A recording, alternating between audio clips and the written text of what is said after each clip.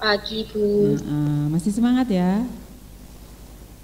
Ini sudah ada Mbak Ainun, kemudian Mbak Cinta Wina, Mbak Friska, Mas Fikri, kemudian Mbak Nikita, Mbak Putri. Ya, untuk absen anak-anak nggak usah nulis atau ngecat lagi ya. Jadi dengan sudah tampil di video, sudah terrekod di absennya di sekolah ya. Untuk tugas yang sebelumnya masih ada yang belum ya.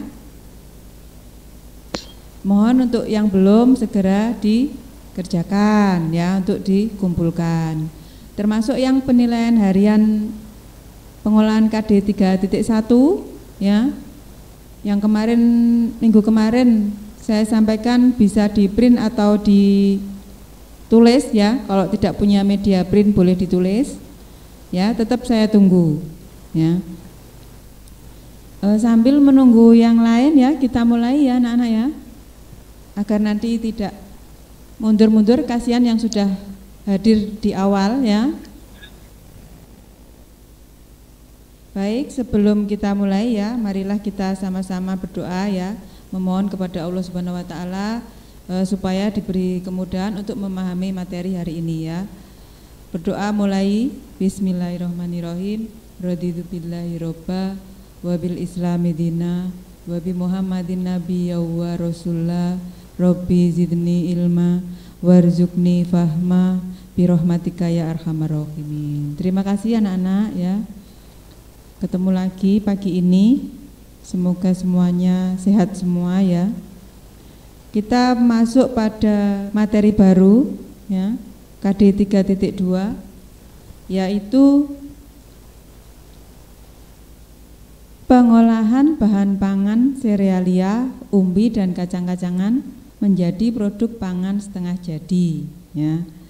Anak-anak masih ingat ya, pada pertemuan sebelumnya masih sama ya, yakni pengolahan bahan pangan serealia, umbi, dan kacang-kacangan.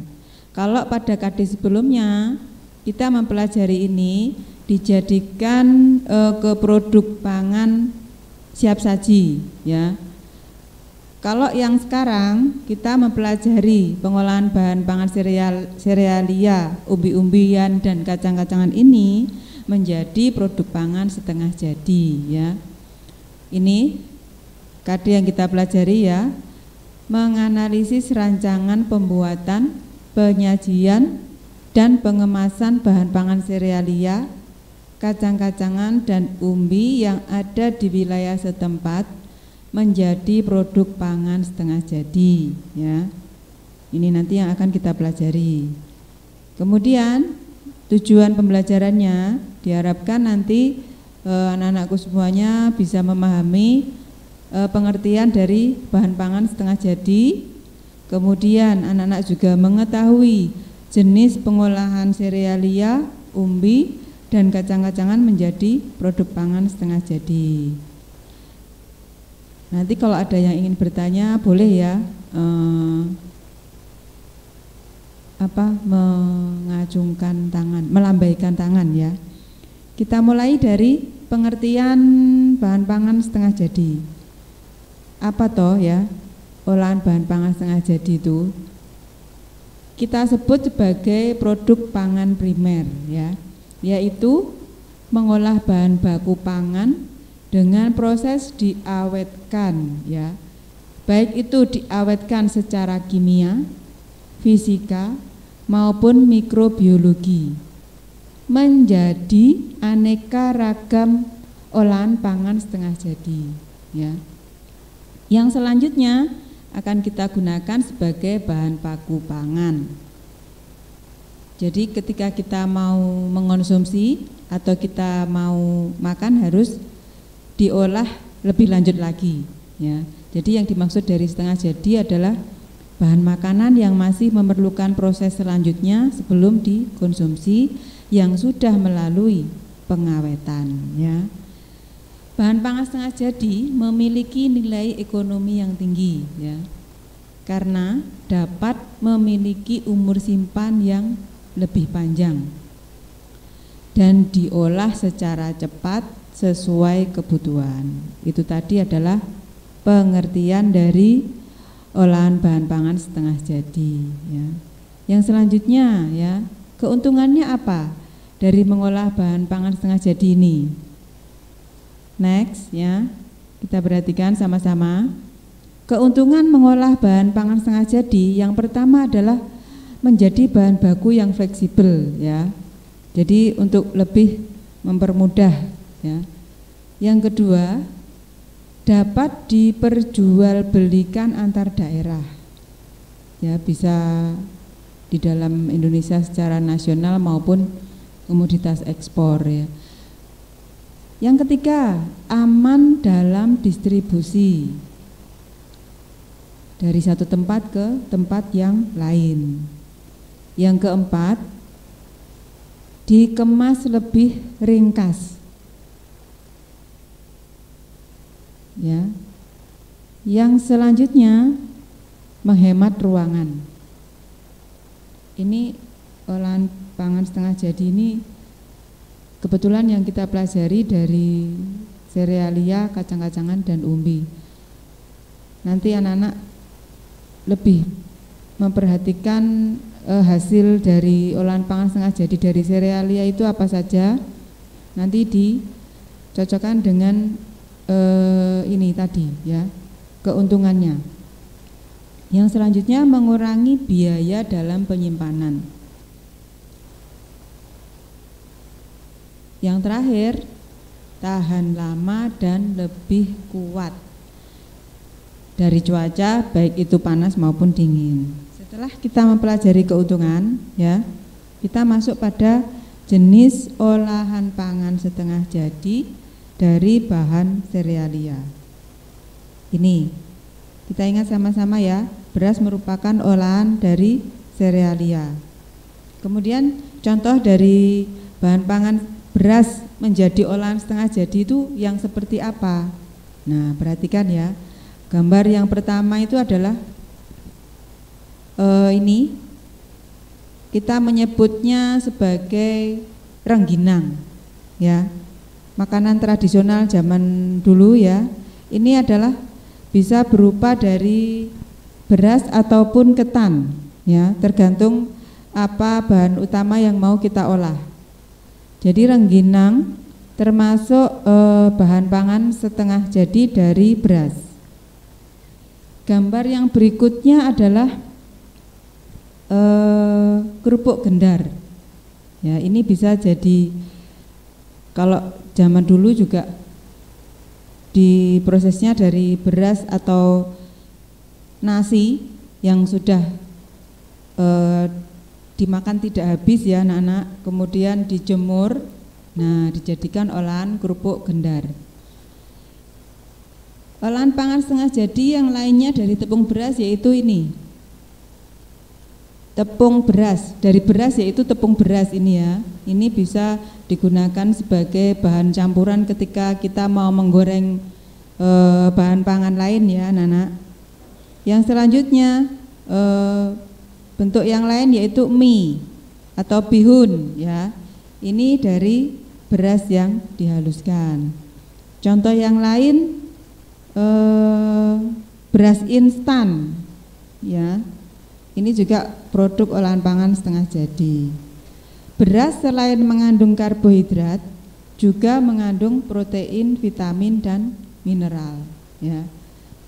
Sudah saya sebutkan tadi ya, contoh dari olahan bahan pangan dari serealia berupa beras menjadi produk pangan setengah jadi. Apa saja tadi? Ya, rengginang ya, kemudian kerupuk gendar, kemudian tepung beras. Contoh yang lain yaitu mie atau bihun ya, dari beras. Yang terakhir adalah beras instan. Baik, selanjutnya serealia yang berikutnya yaitu setelah beras, jagung. Nah ya, jagung ini bisa menghasilkan bentuk olahan setengah jadinya berupa nasi jagung. Nah, ini gambar kedua, ini olahan dari jagung yang dikeringkan untuk dimasak atau ditanak menjadi nasi jagung. Yang pertama ini hanya jagung dikeringkan ya. Kemudian yang selanjutnya adalah tepung dari jagung yang kita sebut sebagai tepung maizena ya. Yang terakhir ini adalah jagung instan ya. Ini contoh olahan dari serealia jagung. Jagung banyak digunakan untuk pengadaan pangan dan pakan. Selain itu juga sebagai bahan dalam industri makanan, minuman, kimia, dan farmasi.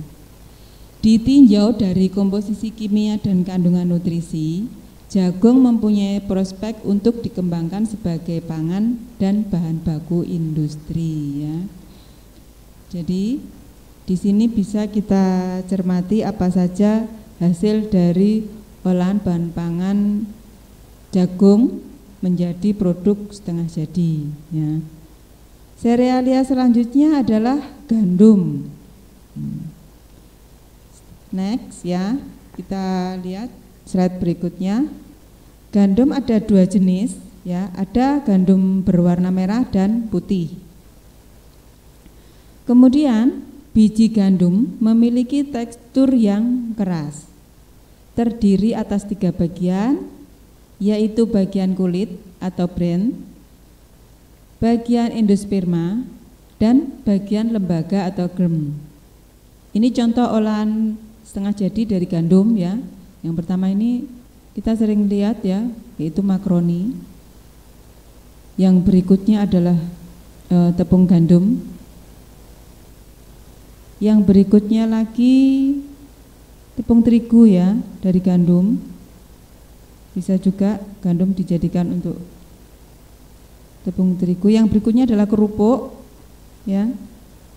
Nah, ini semua memerlukan proses selanjutnya sebelum dikonsumsi. Makanya kita sebut sebagai olahan bahan pangan setengah jadi. Setelah gandum, serealia selanjutnya adalah sorghum ya. Kita cermati slide selanjutnya.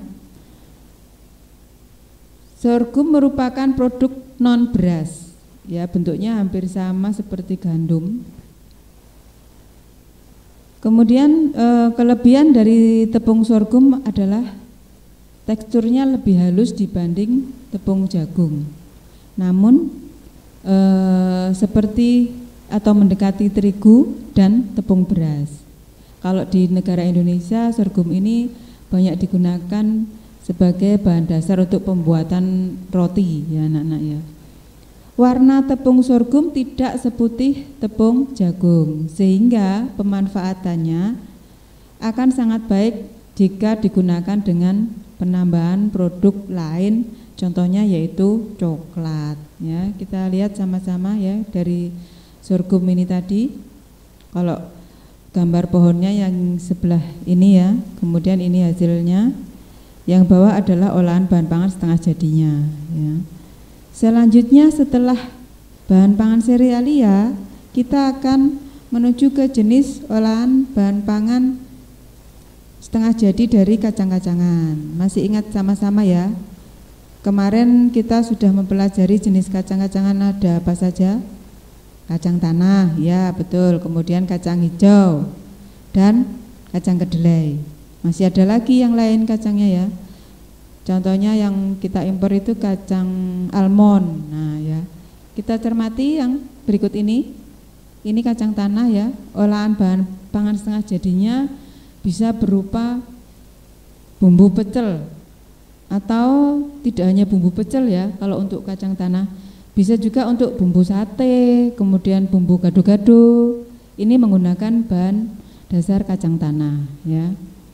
Kemudian yang lain yang bisa dihasilkan dari kacang tanah ini yaitu kacang panggang. Ini melalui proses pemanggangan ya. Kalau kacang bawang ini dengan digoreng ya, hampir sama ya, kacang bawang dengan kacang goreng. Ada lagi ya yang produk kacang tanah menjadi olahan bahan pangan setengah jadi, misalnya selai kacang itu bisa untuk campuran makan ya, misalnya dengan roti atau dengan bahan yang lain. Kemudian untuk pembuatan roti kering juga bisa ya, roti kacang. Yang selanjutnya adalah kacang hijau ya. Next, kacang hijau ya. Ini hasil samping dari kacang hijau yaitu bubuk atau bisa juga tepung ya anak-anak. Kemudian sereal, sering kita jumpai juga ya, berbentuk sereal. Yang berikutnya adalah cambah atau tauge ya. Isi dari gandasturi, ini makanan tradisional ya anak-anak ya. Kemudian isi bakpia, bisa juga ya.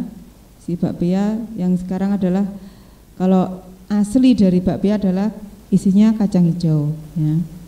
Ini tadi jenis olahan setengah jadi dari kacang hijau. Yang berikutnya jenis olahan dari kacang kedelai ya. Ini olahan pangan setengah jadinya ada tahu yang sering kita konsumsi ya, kemudian ada tempe ya, tauge atau cambah, ini jenis kacang kedelai ya, sama seperti kacang hijau tadi, berbeda jenis kacangnya ya. Kemudian bubuk kedelai dan susu kedelai ya.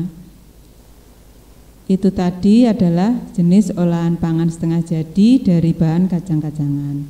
Yang berikutnya jenis olahan pangan setengah jadi dari bahan umbi-umbian ya.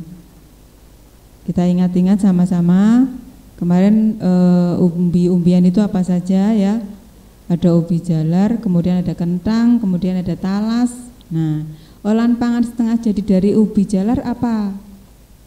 Ini ya, contohnya adalah pati ubi jalar. Ini merupakan sarinya ya. Kemudian gaplek ya. Yang berikutnya adalah tepung. Jadi ubi ini bisa dijadikan olahan pangan setengah jadi berupa tepung. Ubi jalar merupakan salah satu jenis makanan yang mampu menunjang program perbaikan gizi masyarakat. Nilai kalorinya cukup tinggi ya, ini, yaitu 123 kalori per 100 gram. Alternatif produk pangan yang dapat dikembangkan dari ubi jalar menjadi olahan pangan setengah jadi yaitu ini tadi ya, Pak saripatinya, kemudian gaplek. Gaplek itu apa tuh? Irisan ubi jalar yang sudah dikeringkan. Ya, anak-anak pasti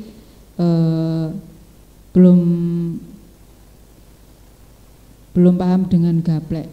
Kalau orang zaman dulu ya, nenek moyang kita, ubi jalar dijadikan gaplek itu sebagai makanan pokoknya ya, karena zaman dulu beras masih sulit untuk mendapatkan ya.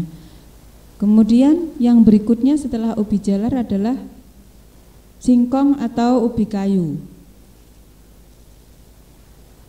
Produk pangan yang dapat dikembangkan dari ubi kayu ya sama ya tadi, bisa berupa tiwul instan ya. Kemudian beras dari singkong, ini yang sering kita gunakan tepung tapioka atau tepung kanji ya. Kemudian ada lagi tepung mokaf ya, ini tepung singkong yang difermentasi. Yang terakhir adalah dijadikan olahan pangan setengah jadi berupa kerupuk ya. Kita lihat ini sama-sama gambarnya. Di sini ada tiwul, kemudian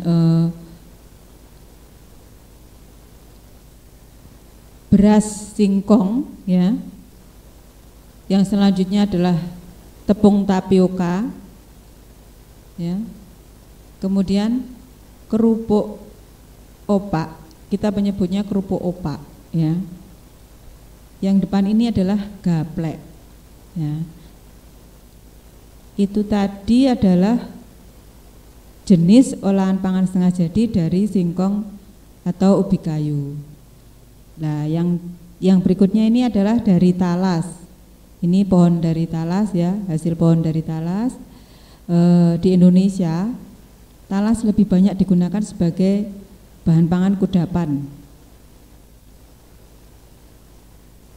Ini berupa keripik, kemudian kolak, ya. Kudapan itu apa tuh anak-anak? Kudapan itu kayak semacam jajan gitu ya, olahan yang ringan gitu loh.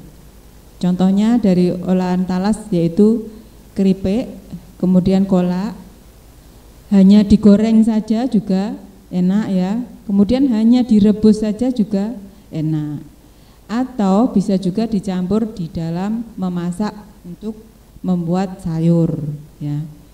Tetapi untuk saat ini sudah dibuat tepung agar memiliki masa simpan yang lebih panjang, itu tadi ya, kemudian menyimpannya lebih mudah, itu tadi adalah keuntungannya ya.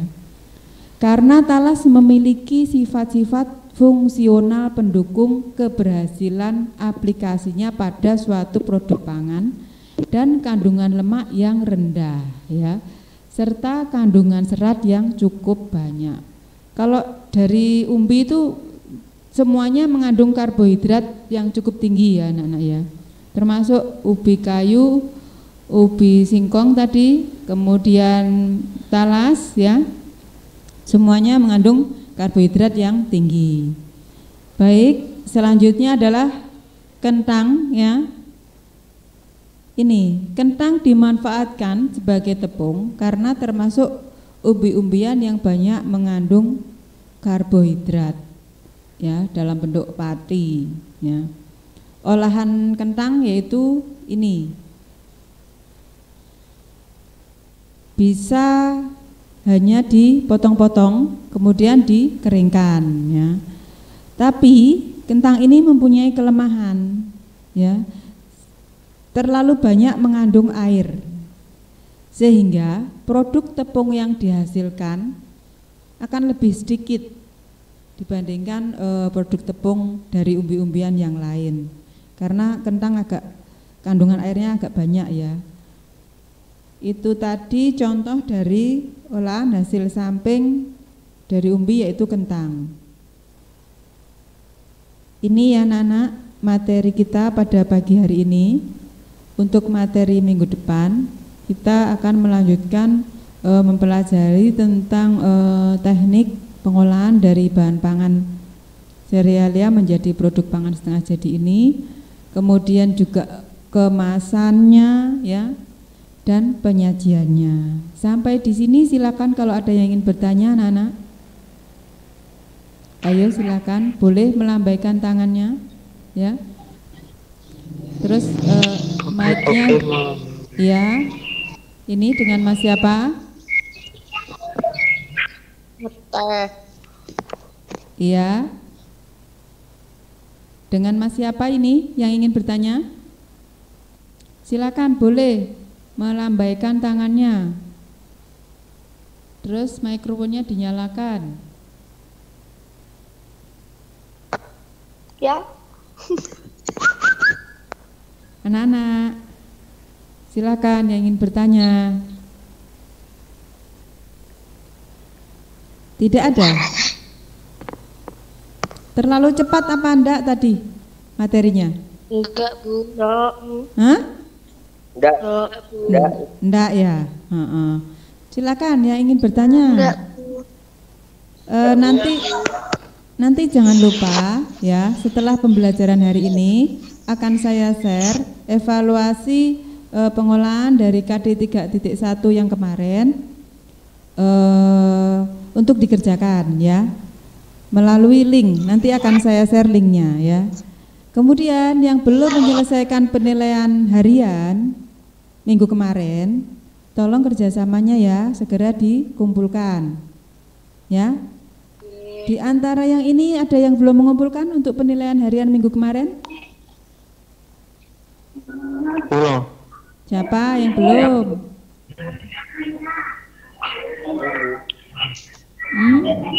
Ya, jadi saya Marta. ya kakak belum. Besok. Ya, mohon kerjasamanya bagi anak-anakku semua yang belum menyelesaikan penilaian harian, tetap saya tunggu ya. Nanti untuk penilaian harian di rapot ya anak-anak ya. Sudah tidak ada yang bertanya? Boten. Kalau sudah ya, kita akhiri dengan membaca hamdalah sama-sama ya. Alhamdulillahirabbil alamin. Terima kasih. Yang sudah boleh langsung live ya. Silakan langsung live. Terima kasih untuk pertemuan hari ini saya akhiri. Wabillahi taufik wal hidayah. Wassalamualaikum warahmatullahi wabarakatuh. Waalaikumsalam warahmatullahi wabarakatuh.